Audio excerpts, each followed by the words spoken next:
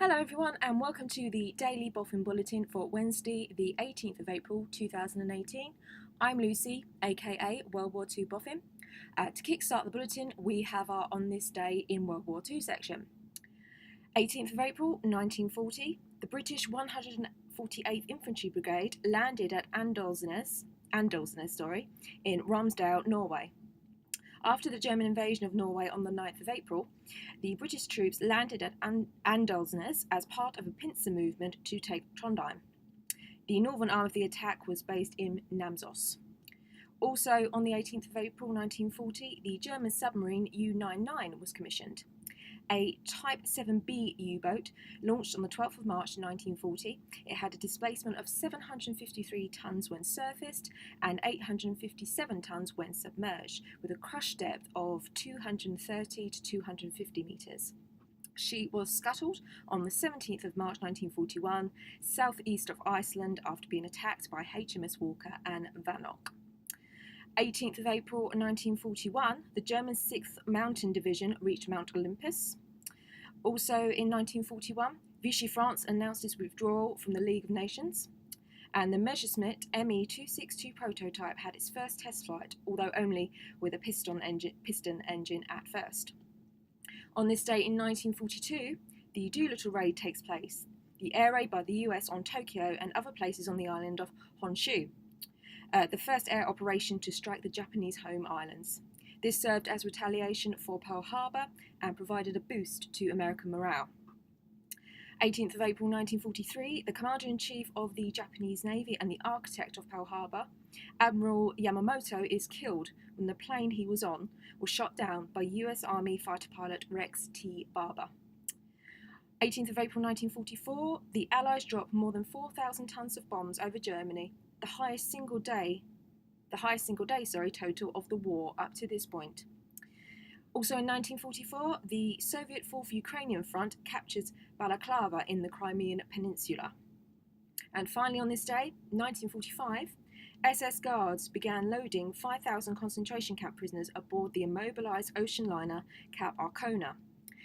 Neuengamme concentration camp had been systematically emptied of all its remaining prisoners with the intention that they were to be relocated to a secret new camp either on the Baltic island of Fehmarn or at Meissen in Norway, where preparations were put in hand to house them under the control of concentration camp guards evacuated from Sachsenhausen concentration camp. Finally, in 1945, on the 18th of April, the Waffen-SS General Karl Wolff met with Hitler and disclosed his negotiations with the Allies. But Hitler told him to get better terms. And that is on this day in World War II. Moving on to other items, we've got an entry from the American Archives.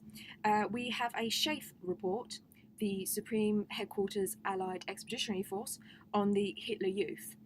This was a report that was put together by the Evaluation and Dissemination section of SHAEF, a counterintelligence subdivision, and it was to provide information to the authorities on the Nazi indoctrination of the German youth from a very early age into the National Socialist way of life. This snippet that I'm going to read to you is on the basic training of members of the Hitler Youth. Basic training. Activities of the Hitler Youth membership are numerous and take up a good deal of the German boys' time. Exactly how much it is impossible to estimate, even though many regulations have been issued on this subject.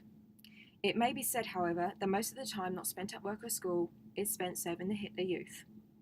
At present, it appears that the day-to-day situation largely regulates the duties required of Hitler Youth members, but the basic peacetime programme is carried on side by side with the war duties resulting from Germany's manpower shortage. The Weltanschauung, ideological training, is at all times one of the important phases in a young German's schooling. At least one evening each week is spent attending lectures given by specially trained leaders who use minutely worked out directives and Schulungsbriefe, educational pamphlets. Here the Hitler Youth boys memorise many stock phrases of the Nazi political programme.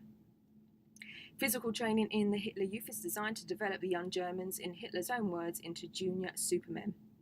Hard as steel, tough as leather, and swift as greyhounds. All physical training is carried out with the help and supervision of the NSRBL, the National Socialist League for Physical Training. 2 of the 3 weekly meetings are usually devoted to some form of physical exercise, inevitably of military nature: grenade throwing, small arms practice, etc. Thus, when the boy arrives at the Sommerlager, summer camp, or the pre-military training camp, he is already well acquainted with basic military formations and drill. The training, both mental and physical, is permeated by Nazi ideology and method, and in these camps, vacation periods are utilised by the Nazi Party to strengthen still further its hold over the young.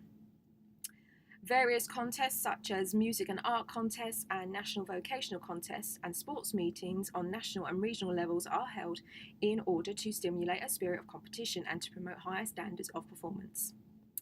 Winners are usually presented with certificates or badges and receive commensurate publicity in Hitler Youth publications, being held almost as junior heroes. And just a quick note on some of the schools of the Hitler Youth that is mentioned in the report. The Hitler Youth has developed an extensive system of schools designed to train future leaders for its own and other NSDAP organisations. These potential leaders are carefully moulded into the pattern of National Socialism and emerge as conscious Nazis, applying their philosophy to all situations and persons. Cases are on record of elderly citizens being thrown into concentration camps merely for making contemptuous references to Hitler Youth members. And that's your archive snippet for today. To round off the bulletin, just a quick other research tool for you. The Imperial War Museum recently updated its website for its film archives.